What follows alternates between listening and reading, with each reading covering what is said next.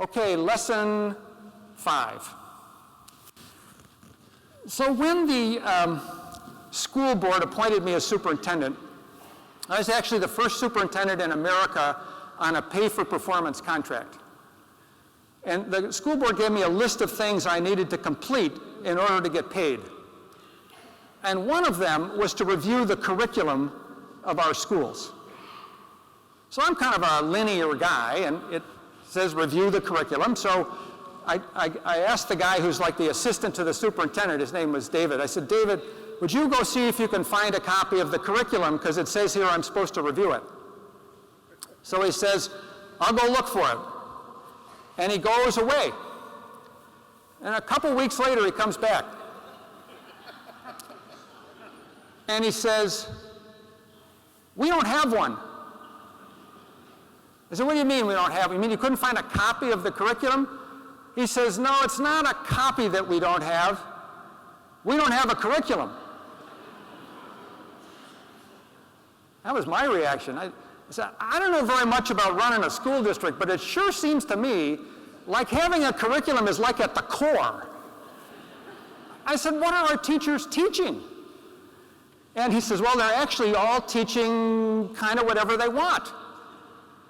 I said, well, doesn't that get a little messy? He says, yeah, in one of our elementary schools, we actually teach dinosaurs 5 times before the kids get out of school. Well, having completed my task, I went back to the board. And I said, I've searched high and low for a curriculum, and I can report that we don't have one. We'll just check that off. And the board, which was a good negotiator, let's say, said, well, you've misinterpreted our instructions. We want to rephrase that we don't want you to review a curriculum. We want you to get us a curriculum. Well, I didn't, where do curriculums come from? It's sort of a mystery, one of the mysteries of life. And so I get this group of really smart people together. I get the head of the union, and I get the people from our sort of teacher support group, and I get some principals, and we get in a room, and I said to them, hey, we got to get us a curriculum. How do we do that? And one of them says, well, it's actually a very well-developed process that we need to use. And it starts by forming a task force. Seems like every problem starts with forming a task force. And you're going to need about 100 people on this task force, because you're going to want to break up into subgroups, a group for math and a group for social studies and science and so on. And they're starting to tell me this whole story, and I said, give me just a clue. How long does this take? Because, I got this thing on this list. I'm trying to, and they said, well, that's going to take, 3 to 5 years. 3 to 5 years? How could it take that long? Well, you start by saying, what do students need to know and be able to do? And it's not just a general question, it's what do kindergartners need to know and be able to do? What do first graders need to know and be able to do? It takes a while to accumulate all that, and then you have to think about how do they learn what they, and I said, hold it. I'm still back on the 3 to 5 years. You mean, by the time we get this done, half of all the kids in our school district will have graduated with a diploma in sort of random learning. And they said, yeah, you just got to be reasonable about this. There's a way to do this. This is the way to do this. It's not helping, by mocking the process.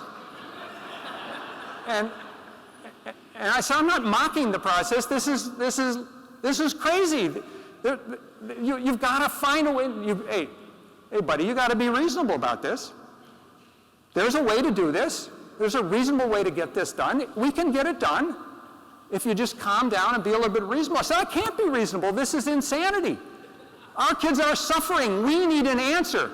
And finally, one of them says, okay, smartass, if you know so much about this, how would you do it? It's always tough when you get put on the spot, right?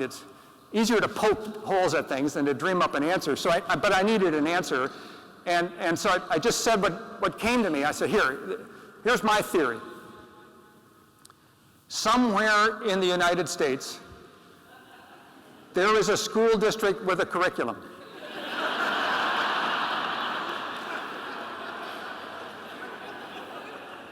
There may be more than one.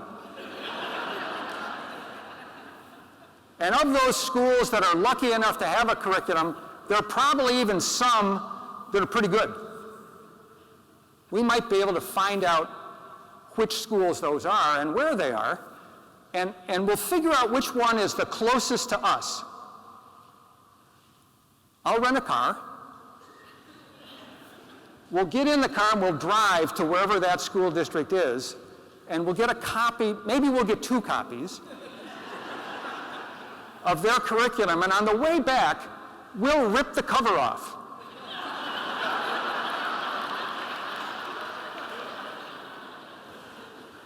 We'll put our cover on,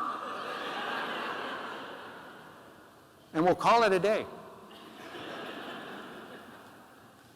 That's pretty much what we did.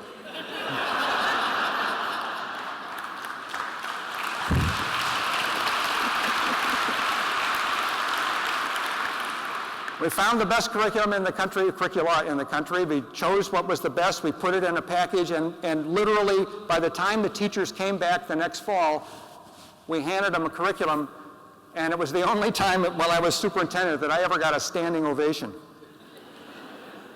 The lesson: sometimes the only reasonable thing to do is to be completely unreasonable. Sometimes the way we've always done it is not the best way to do it. Sometimes following the rules makes things worse. Sometimes we have to bust out. Here are 4 people that busted out. So sometimes the only reasonable thing to do is to be completely unreasonable.